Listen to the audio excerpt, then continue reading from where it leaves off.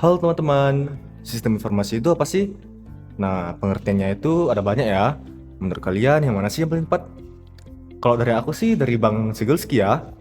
Proses mengumpulkan, memproses, menganalisis, dan menyebarkan informasi untuk tujuan tertentu. Singkat, padat, jelas ya teman-teman. Terus sistem informasi itu banyak jenis loh. Ada dari data warehouse, enterprise system, expert system, geographic information system, sampai office automation system. Bukan cuma itu, sistem informasi juga ada elemennya loh. Ada orangnya, prosedur, hardware, software, basis data, jaringan komputer, sampai komunikasi data. Bahkan, tidak sedikit loh ancaman untuk sistem informasi. Nah, kalian bisa lihat nih, di belakangku. Banyak kan? Apalagi yang belakang ini rame banget nih. Undangan pernikahan palsu. Semoga di antara kalian belum ada yang pernah kena ya. Jadi mari tetap waspada ya teman-teman. Nah, yuk lanjut yuk ke hubungan etika dengan sistem informasi. Nah, jadi bisa dilihat di sini kan kawan. Menurut Bapak Heri Gunarto, dalam berteknologi kita juga ada beberapa nilai nih. Nah, seperti hak untuk tidak diganggu, hak untuk tidak dikenal, hak untuk tidak dimonitor, dan hak untuk mempertahankan informasi sehingga rahasia mereka terjaga. Nah, jadi beretika teman-teman dalam berteknologi. Jadi, kesimpulannya itu, etika dan pemanfaatan sistem informasi banyak berkaitan ya guys, baik dari segi positif hingga negatif. Jadi, semuanya itu bergantung ke kitanya. So, mari bijak dalam menggunakan teknologi. Nah, oke teman-teman, kita lanjut ke software dan hardware ya. Nah, kalian tahu nggak sih, kalau software itu ada banyak jenis loh. Ada dari yang sistem, aplikasi, pemrograman, database, hingga jaringan. Nah, kalau hardware jenisnya nggak kalah banyak loh.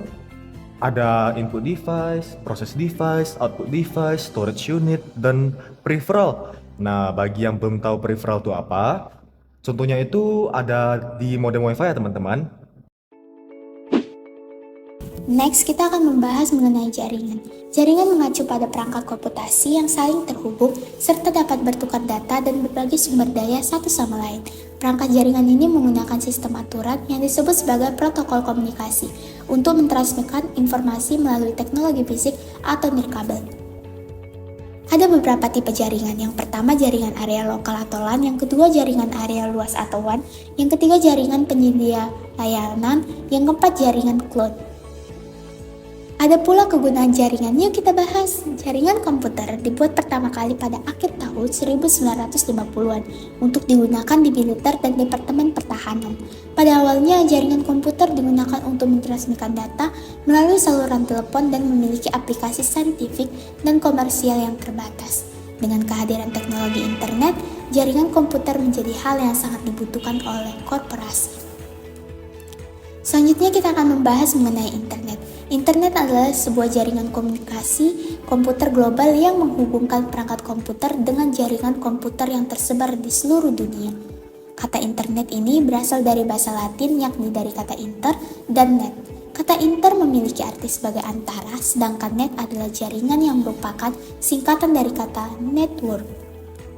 Fungsi dari jaringan internet itu sendiri, satu untuk media komunikasi, dua untuk mengakses informasi, ketiga untuk bertukar sumber daya, keempat untuk mengakses berita, dan yang kelima untuk sarana hiburan. Nah, kita lanjut ya teman-teman. Teman-teman tahu tidak apa itu definisi Big Data? Big Data atau data besar adalah proses pengumpulan, pemeriksaan, dan analisis data dalam jumlah besar untuk menemukan tren, wawasan, dan pola pasar yang dapat membantu perusahaan membuat keputusan bisnis yang lebih baik. Informasi ini tersedia dengan cepat dan efisien sehingga perusahaan dapat dengan gesit menyusun rencana untuk mempertahankan keunggulan kompetitifnya. Apa saja jenis-jenis big data? Ada beberapa nih teman-teman. Yang pertama, structured data atau data terstruktur. Yang kedua, unstructured data atau data tidak terstruktur. Dan yang ketiga, semi-structured data atau data semi terstruktur. Tahu tidak apa saja fungsi big data? Ada beberapa fungsi utama dari big data seperti analisis, prediksi, dan optimasi. Eits, jangan pergi dulu teman-teman. Tahu tidak apa definisi business intelligence? Business intelligence merupakan sebuah proses pengolahan data pasar menjadi sebuah insight yang berguna bagi perusahaan dalam menentukan strategi pengembangan bisnis.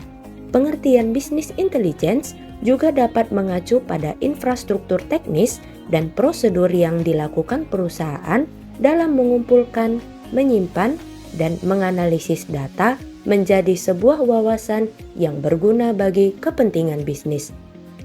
Apa saja ya manfaat business intelligence? Ada beberapa nih teman-teman, seperti memperoleh kejelasan data, meningkatkan efektivitas perusahaan, menghasilkan keputusan berdasarkan data yang aktual, meningkatkan customer experience, dan efisiensi biaya. Baik, sekarang kita akan membahas sistem basis data dan manajemen data. Kita mulai dari definisinya terlebih dahulu.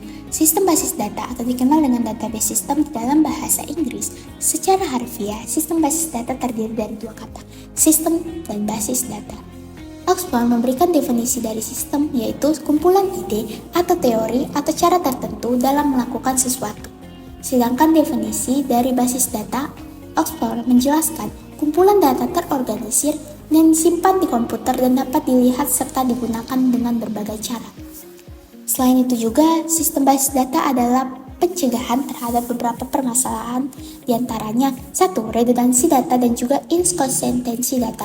2. Meminimalisir terjadinya ketidakkonsistenan data atau anomali data. Next, kita akan membahas manajemen data pada suatu bisnis dan perkembangannya. Dalam mengembangkan proses bisnis, sangat tidak mungkin jika bisnis tersebut tidak memiliki informasi dan data penting yang digunakan untuk kepentingan perkembangan bisnis. Contoh data atau informasi yang dimaksud seperti informasi pelanggan hingga kompetitor, dan bisa jadi data-data mengenai strategi. Berikut adalah tujuan manajemen data pada perkembangan suatu bisnis. 1. Mengumpulkan data yang diperlukan suatu perusahaan. 2. Melakukan pemeliharaan terhadap data perusahaan. Dan yang ketiga, menjaga keamanan data perusahaan.